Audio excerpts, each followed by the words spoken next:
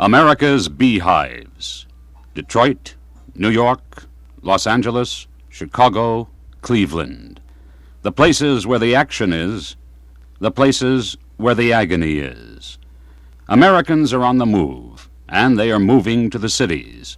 By 1975, 73% of the nation's population, 164 million people, will be living in metropolitan areas. Why are Americans swarming to the cities? What happens to people who live amidst the conditions we have come to expect in our cities? Smog, overcrowding, noise. How has city life changed the nature of our society? One problem is shared by all the world's large cities. People. Too many people, crowding the streets, the subways, the buses, the buildings, the highways. People filling the cities to bursting. What happens when you're constantly crowded, on your way to work, in the street, and even in your home? How do you feel when you're crowded, when you have no elbow room? For man, as well as for animals, space is of critical importance. Both animals and man need space for protection from enemies, to provide places to play, learn, and hide. And for man, places to work and think. Territory also means status. In English common law, on which our law is based, a man's home is his castle. What happens when you can't shut the door of the castle? Crowding intensifies pressure, and this results in psychological and emotional stress. When animals are overcrowded, their birth rates drop, and they die at an earlier age. In extreme cases, animal populations collapse. Can this happen with humans? Anthropologist Edward T. Hall believes that the implosion into our cities of people from rural areas has created a condition which has all the earmarks of population buildup and subsequent crash in the animal world. The sound of the city? Noise. What price do we pay for it? Tests by psychologists David Glass and Jerome Singer show that random, unpredictable, loud noise results in irritation, frustration, dramatic declines in work efficiency. How can we try to cope with it? Where do we start? The sight of the city, smog. What does it do to us? Smog irritates the eyes, nose, and throat. It produces extreme fatigue, irritability, headaches, and tension. It contributes to the steadily increasing death rate from cancer, pulmonary emphysema, and chronic bronchitis. The pace of the city, swift and unrelenting. How are we affected by this speed?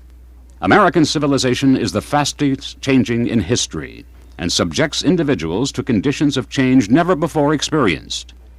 We are an increasingly mobile culture. We move our homes more than ever before, and the move is to the cities.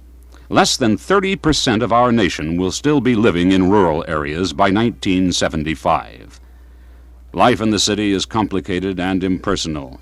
All this change, all this moving is more than most people can absorb. It is difficult to obtain the emotional nourishment we once got from a slower, less demanding life. Difficult to develop sustained relationships and a sense of who we are. Instead, we develop a sense that life is too large to manage. Henry Cohen, director of the Center for New York City Affairs at the New School for Social Research, says, "For an affluent society to be so at sea is really a crime." Living in cities means frenetic living, tension, hostility, frustration. Then why come to the city? Most people who come to the cities are the rural poor. Some for the glamour, but mostly for jobs. Rural communities no longer represent the good life for them. These people see the good life as shown on television. They see 2 cars, big houses, well-dressed children. The city seems to offer a better way of life, and in fact, for some rural Americans, anything is a better way of life. But when they get to the cities, they find they lack the education and training needed to get jobs. They find the big industrial complexes where they can work are outside of the cities, such as Route 128 in Boston. They find there is no adequate transportation to get them there. So people who come to the cities end up living in slums, living on welfare, swelling the already huge numbers of poor. The welfare budget for New York City, for example, is about $2 billion, more than the entire annual budgets of many nations. Experts agree that the most crucial social problem in America is poverty.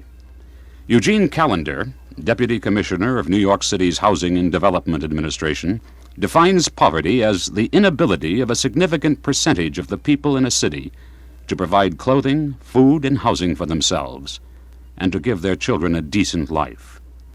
The problem of poverty is perpetuated by an antiquated welfare system, described as demeaning, inefficient, inadequate, and which has so many factors of discouragement built into it that it encourages continued dependency. The problems of living in a city, air pollution, noise pollution, crowding, can be explosive in the slums. 250,000 people live in 3.5 square miles of New York City's Harlem. Without education or skills, they lack the tools to gain social or physical mobility. They can't get out.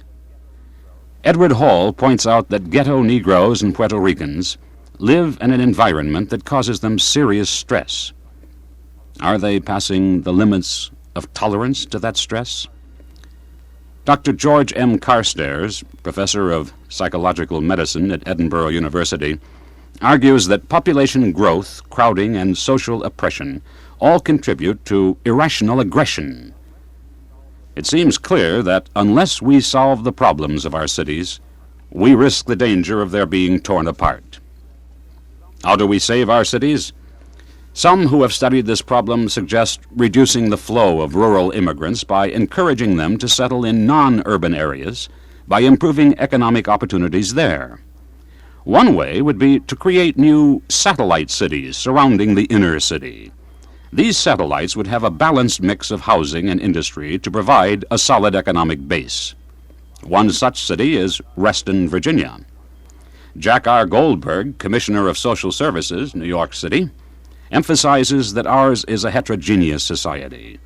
It is important, he thinks, for such new cities to be balanced so that people of different levels of skills and education will be attracted to these cities. It is also important for new cities to be small enough to be manageable. People must have a voice in their cities. How do we design these new cities? Should they be planned by government or private enterprise? And what do we do with the cities we have? We can't abandon them or tear them down and start over. How do we start remaking our cities? Tearing down the slums to replace them indiscriminately with housing developments is not the whole answer. British economist Barbara Ward thinks we must find some way to make the ghetto respectable. For the ghetto per se is not bad. The living conditions are. Housing developments look better than slums, but may be just as distressing to live in. Ghettos, for example, give rural immigrants a sense of security while they adjust to the new environment. Strengthening these cultural enclaves means strengthening the social stability that restrains lawlessness. It encourages people to develop a sense of responsibility toward each other. New cities or remaking the ones we have?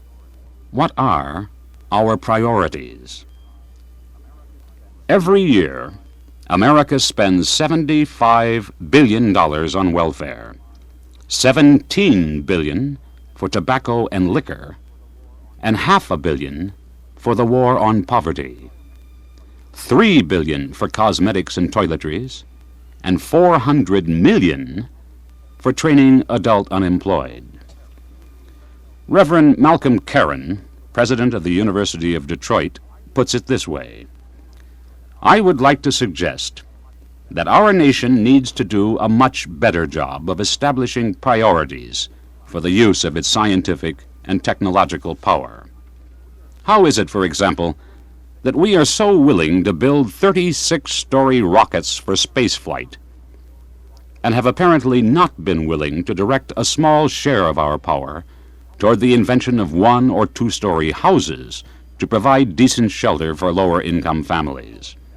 Why is it we are so adept at lacing our cities with those gleaming marvels of civil engineering called freeways, and so inept at wiping out the squalid slums that too often nestle in the areas defined by these roads?